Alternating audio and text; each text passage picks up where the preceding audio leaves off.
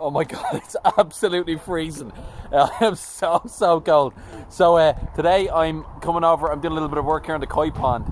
If you look over here, you'll see there is just, you can see that, the net's in the way. Anyway, there's tons of leaves down on the bottom of this pond and they've got to go. This tree here and those trees up there are a real pain over this pond for me. And it's really important to get rid of those leaves because they're just going to rot and break down. And my wetlands bog filter back here, I've got a couple of videos on that, that's not got the bacteria now because the water is absolutely freezing. Actually, let me just double check what temperature the water is now at the moment. Where are we gone? Right, so I have me little thermometer hidden in here that I always kind of hide away. Let's see, focus. Right, so it's not really focusing so much, but I can tell you that it's saying it's currently 4 degrees. So yeah, at 4 degrees, water can start forming dendrites and like you can start getting frost at 4 degrees. So look, it's cold. So there's no bacteria in this really breaking down the ammonia or anything that any of the organic dissolved organic compounds are breaking into, and that's exactly what these leaves are breaking into. Now, I've gone ahead and I've used this net to pull some out already, but that's not enough. So what I'm going to do is I'm going to show you how I do pond hoovering on this raised pond. Works for me, does the job, helps get the leaves off the bottom and makes life a whole lot easier. So I'm going to show you that now. I'll show you how I do it. So this is a PondTech Pondo-matic, and it's really simple, really handy. This was inexpensive. It was under £100, and basically I'll show you here really quickly. I use this quite a bit. I've already done my winter maintenance, so you can see here inside we have this where our water gets sucked in. Now this is the inlet, and you can see I've got a little attachment on that. I'll show you that now in a minute. So got a really nice long flexible hose. I can add extra attachments onto that and extra length, so we can really do really get into those hard to reach places.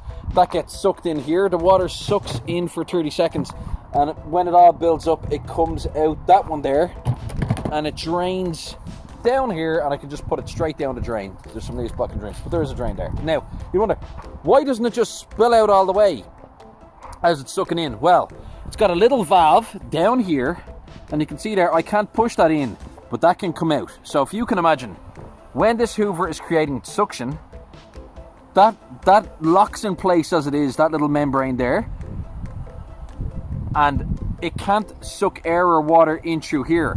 So all the vacuum comes through that guy up there, which is already in the water. Excuse me, fingers pointing, and that ends up going in there. And then what it does is it does that for 30 seconds, and then it releases the vacuum, which means everything in there can spill out, and it comes out here and it drains away. I'll show you that when it's doing, but that's just a quick explanation of how it works. Now, what I want to do is I want to make sure there's a couple of minnows in here actually. There's still a bunch of minnows. Don't want to suck those guys up, but I need to get the leaves up. So this is a pretty handy little adjustable nozzle here. Focus. That goes from 2 to 10 mil. And you can see here, if I use me muscles. No, I need, there we are. I need to eat me Weetabix in the morning. So you can see 2 mil, and that'll suck up only very small amounts. Focus. Sorry, folks. Yeah, so that's your 2 mil. Oh my goodness. And let me try. Goodness, I'll do a right, and that's 10 mil there. So you can see that's a much bigger gap now. I'm gonna go for that now at the moment because I'll go about, what was that, 2 clicks, 8 mil. I'll go about 6 mil, sorry, 6 mil. So I'm gonna go that to start anyway. I'm gonna start working on all these leaves. We have to keep the net here at the moment. Apparently, this is at a B&B, and all the guests were in here eating breakfast, and when they looked out, here there was a giant 4-foot heron, blue heron, standing beside the pond, looking for some dinner. So that can't be allowed. I lost fish to the heron last year. It was a bit of a nightmare, and I don't want it this year. And you can see we got some nice fish. We got Godzilla back there, king of the pond, bit of a monster, nearly 20 inches long. Mothra there beside him. She's a beauty. That's not Godzilla. Where? Oh, there he is. I'm like, oh my god, I'm getting worried. There's Godzilla there. They're all looking really sluggish today because the water's so cold. They haven't had anything to eat in a few weeks now, 2 weeks, 3 weeks. But yeah, anyway, I want to make sure that this is nice and clean for them. So I'm going to start hoovering with this, suck up as much of these leaves as I can now, get rid of them. I can see there's a bunch of them after clogging up the filter here as well. So you have some that are after coming down here while I was pulling out the rest of them. The filter's hiding behind there. So, and the reason I have it there is I actually want to create... right, I'll explain this really quickly. So the filter's there, the waterfall is here. That's not normally where I'd have it. I have my 10,000 litre an hour filter here. That's only a 5,000 litre an hour filter, and it's kind of blocked up at the moment, so the flow is really reduced. Now, the reason I have it there is I don't want a huge flow in the pond, but I don't want no flow going through my wetlands bog filter, because you can see all those juicy, delicious plants. They are still alive, and I would have to, yeah, I don't want to get into like getting rid of all the water out of that and letting those roots go dry or anything like that. I want that water moving through there slowly. So what's happening is there's actually a smaller amount of circulation in the pond, much less circulation in the pond, because the water's come back out here, and there is some moving around the pond, obviously enough, but most of it's kind of getting pulled straight back up here. So now the reason I have the reduced flow in the pond is it's part of the winter maintenance, an increased water flow. If I had it flowing the way it was, it would really suck the cold, or suck the heat out of these fish. Like, they would be so cold. It decreases their body temperature further. And look, there's no nitrifying bacteria living in here now at the moment. They're a really reduced amount. So, and these guys aren't producing any waste. So the filter doesn't need to be in super power mode. It's energy saving. It's going to reduce stress on these guys, and reduce stress on the electricity bill over the winter as well, which is always a good one. But look, I'm going to get the hoover on, and I'll show you how that works. We'll get these leaves gone because the sun's getting low. The sun's getting low, and I am absolutely freezing. My hands are numb. My hands are numb. So I'm going to get this sorted now. Let's get this hoovering done. Now, sorry guys, it's getting hard to see because the light level's dropping. But look, you can see that's waving around in there. What I'm going to do is I'm going to come down here. Boop, turn that on. We got power on. Always be careful with water and electricity. And what I'll do is you might be able to see here. Yoo-hoo! Getting all those leaves sucked out now. This is going to run for 30 seconds. It's going to fill that drum. It's going to fill that canister. God, some of these leaves are so red they actually look like fish. Now, it's after reaching maximum capacity. It's stopped. You can see there's still some leaves in the end. And look at this here. Oh, run down. And that's all flowing out the end. So you can see, I'll try to keep this open here. And this is that membrane that I was talking about. So you can see a considerable amount of water in the canister. And it does a great job of pulling out all that. Ah, the hoover's on! And it comes on automatically. So you have to be quick. You have to be quick. And you know what? I am really impressed with it. It can take a while because you've only got 30 seconds at a time. You know what? I've opened this. I opened it up to 10 mil, and some of the leaves are still getting caught in it. So what I might do is I might put one of the other nozzles on, and I'll just be careful while this is going. And look, what I do is if you're going to step away from it, just turn it off. That's going to continue to drain so that's off. Going to continue to drain just purely because the vacuum is not there. So the water pressure coming down from here is enough to force that open once the vacuum's turned off. So anyway, I'm going to put a new nozzle on. I'm going to keep working away in this, and I'm going to get this pond clean before it gets any colder and any darker because I'm freezing. Now, this is the nozzle that I'm switching over to now. So it's quite small. It's pretty good. Leaves go up really well. Now, when I'm cleaning out the wetland bog filter, like, that's just full of stones. So what I do is I have this here. It's just a filter attachment, and what I'll do is I'll just pop that over it, and you can see some of the stones kind of caught up in the top there. It basically blocks all the stones from going. You can see the gap all the way along there and at the top. And when I've got the hoover, what I'll do is I'll just kind of rummage that round in the stones, and it gets right in and it sucks up any of the dirt and debris that's caught down in between the stones and gets rid of all that kind of waste, because that's the sort of thing that you don't want left in your filter over the winter, because it's going to continue to break down, and it's going to become really nasty, and your pond is going to go bad, and you'll end up getting sick fish, and you definitely don't want that. Now, it's super important to note that goldfish are super inquisitive. Where am I going? They're super inquisitive, and they will literally swim up to this nozzle. So you do have to be careful, because you know what, this could result in a serious injury to your fish, particularly with smaller fish, but also with large fish. I find the smaller fish to be more more inquisitive with stuff like this anyway. But yeah, it's definitely something to be. Now they're kind of away from me there now at the moment, but in the past they have been inclined to come down here, see what's going on. So you definitely just need to be careful about that.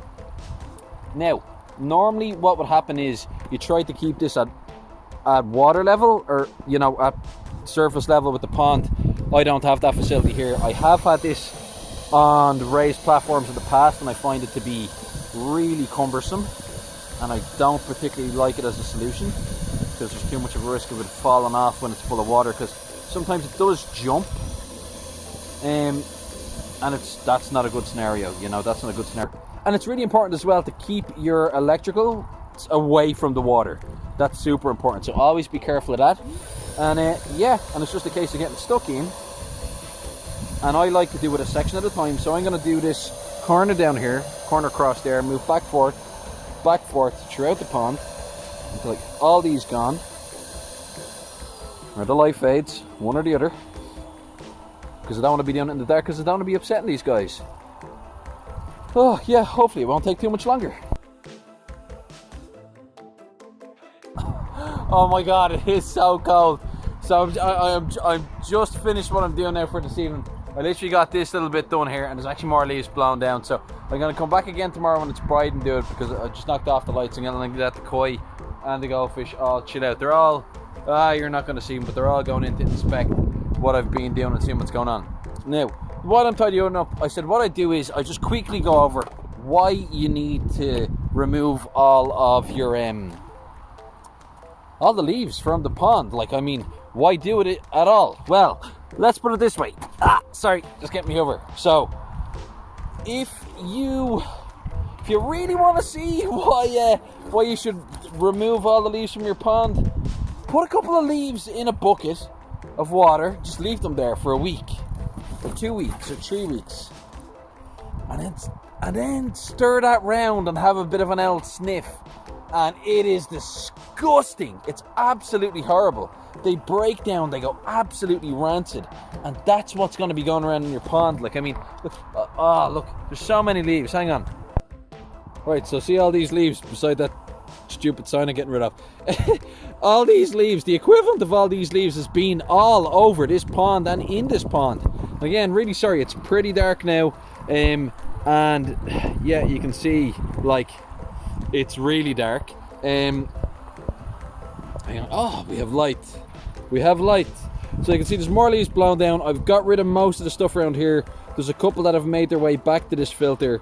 I'll see if I can pull some out now with the net. But like, these guys are all going in to inspect everything that's being done. They're awesome. Now, I'm going to let these guys chill out. I'll knock lights off. But yeah, basically, like, if you want to know how bad it's going to get for your fish in your pond if you don't remove all of the leaves, seriously, take a bucket, fill it with some leaves, and sniff that water after a couple of days. It's gross. Everything breaking down, all those dissolved organics, they're gonna become ammonia. Now the thing is, during winter, your bacteria aren't working, but your fish aren't eating, so everything's in balance. You add a ton of leaves, like what's coming off this tree here, and these trees here, and there are plenty more to drop here. There really are. You take all those leaves, you add them into the mix, imbalance, and things can go bad. Your fish can get really, really sick. You'll end up with all sorts of disease. You'll come back, your fish will be floating, they'll be dead, and you don't want that after spending the whole summer looking after them and growing them on and everything. They're not grown here, but we still need to keep them healthy. So, no bacteria in your filter means that you can't afford to have any ammonia in your water. And that is what is going to happen if all these leaves end up staying in there. And guys, I've got more work to do on this tomorrow.